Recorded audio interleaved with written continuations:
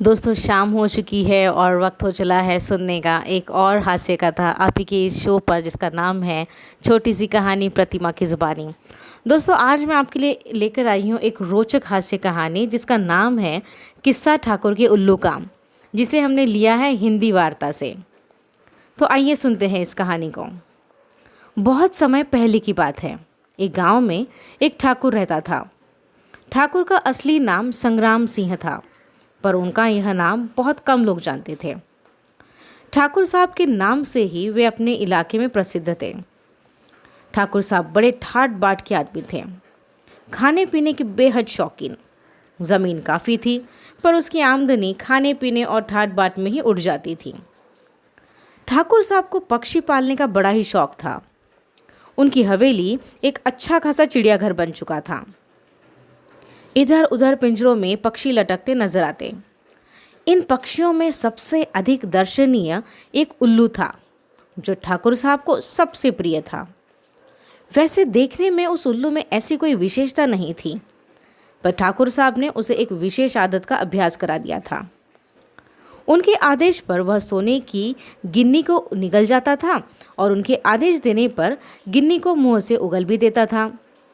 ठाकुर साहब ने उसे यहाँ तक अभ्यास करा दिया था कि वह एक बार में 5 गिन्नियाँ तक निगल जाता और आदेशानुसार उन्हें एक एक कर उगल देता था।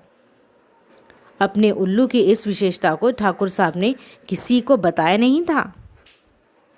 ठाकुर साहब की एक पुत्री थी। उन्हें उसका विवाह अचानक तय करना पड़ा और विवाह की तिथि भी 10 दिन आगे की ही निश्चित हो गई।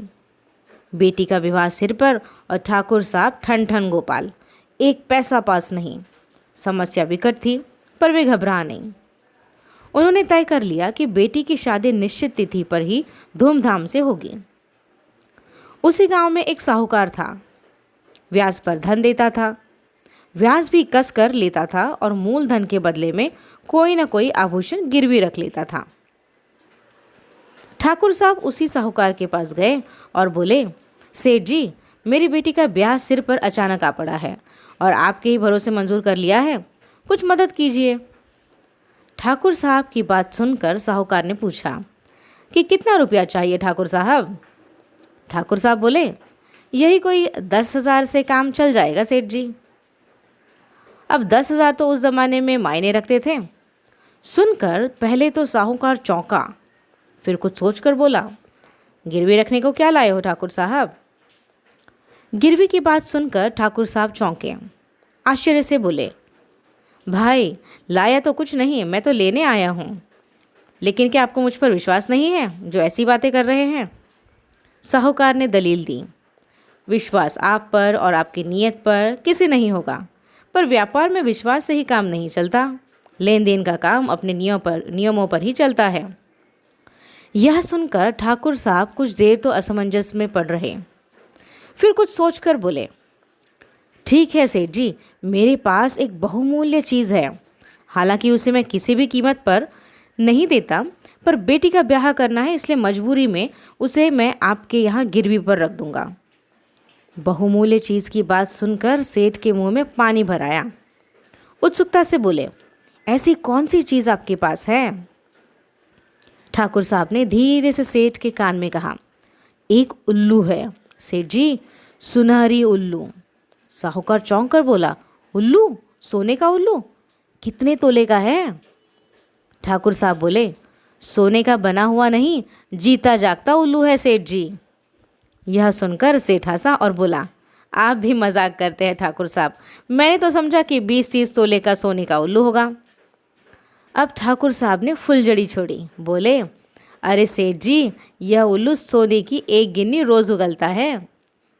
सोने की गिन्नी की बात सुनकर सेठ की आंखें खुली की खुली रह गई। ठाकुर साहब समझ गए कि तीर चल गया है। वे अपनी बात पर और जोर देते हुए बोले, हाँ, सोने की गिन्नी, आप परीक्षा करके देख लीजिए। साहूकार मान गया। अगले दिन ठाकुर साहब उल्लू को 5 गिन्नियाँ खिलाकर साहूकार के यहाँ लाए।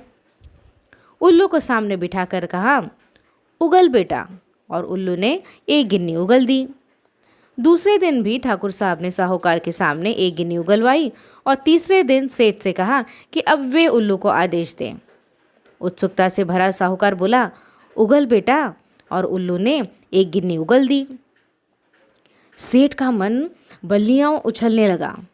उसने तुरंत चांदी के 10,000 रुपये ठाकुर साहब के सामने रख दिए।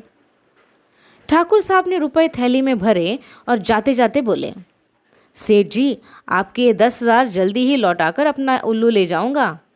साहूकार मुस्कुराते हुए बोले, अरे ठाकुर साहब, कोई जल्दी नहीं है, आराम से लौटाइएगा।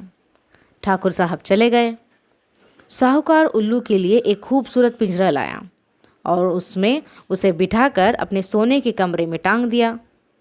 उल्लू के पेट में 2 गिन्नियाँ बची थीं, अतः अगले 2 दिन तो उसने गिन्नी उगली, किंतु तीसरे दिन साहूकार की खिलाई हुई रबड़ी उगल दी।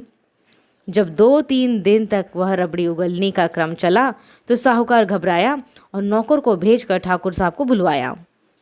ठाकुर ने आते ही कहा, कहिए सेठ जी, कैसे याद किया? सेठ झल्लाकर बोला, ठाकुर, तुमने मेरे साथ धोखा किया है। ठाकुर बोला, धोखा? मैंने क्या धोखा दिया आपको? सेठ ने गुस्से से कांपते हुए कहा, हाँ, तुमने धोखा दिया है, तुम बेईमान हो। अब ठाकुर ने साहूकार को घूरकर आंखें तरेरी और बोले, मैं बेईमान हूँ? ठाकुर के गुस्से को देखकर सेठ कुछ रुआसा हो गया। कुछ सहमी आवाज़ में बोला, तुम्हारा उल्लू बेईमान है, वह 3 दिन से गिन्नी नहीं उगल रहा है। ठाकुर तो असलियत जानता ही था, मगर दिखावे के लिए पूछा, तो फिर क्या उगल रहा है? साहूकार ने माथा ठोकर कहा, रबड़ी। सुनकर ठाकुर ने आश्चर्य प्रकट किया। फिर पूछा कि आपने उसे क्या खिलाया था? सेठ जी ने बताया कि रबड़ी खिलाई थी। यह सुनते ही ठाकुर ने ठहाका लगाया और बोला, रबड़ी खिलाई थी तो उसमें उल्लू का क्या कसूर है सेठ जी? आपने रबड़ी खिलाई थी सो उसने रबड़ी उगल दी। गिन्नी खिलाते तो गिन्नी उगल देता ना। आखिर ठाकुर का उल्लू है, बेईमानी थोड़े ही करेगा, जो खाएगा वही तो उगलेगा। यह कहकर ठाकुर साहब खिलखिलाते हुए साहूकार के घर से बाहर निकल गए। सेठ उल्लू की तरफ और उल्लू सेठ की तरफ देखता रह गया। दोस्तों, बड़ी ही मज़ेदार कहानी थी। उम्मीद है आप सबको ये कहानी बेहद पसंद आई हो और इसी कहानी के साथ वक्त हो चला है आपसे इजाज़त लेने का। लेकिन आपकी ये दोस्त आपसे वादा करती है कि कल फिर शाम को एक और हल्की फुल्की हंसने हंसाने वाली एक हास्य कथा लेकर हाजिर होगी आप ही के इस शो पर, जिसका नाम है छोटी सी कहानी प्रतिमा की ज़ुबानी। तब तक के लिए बाय बाय।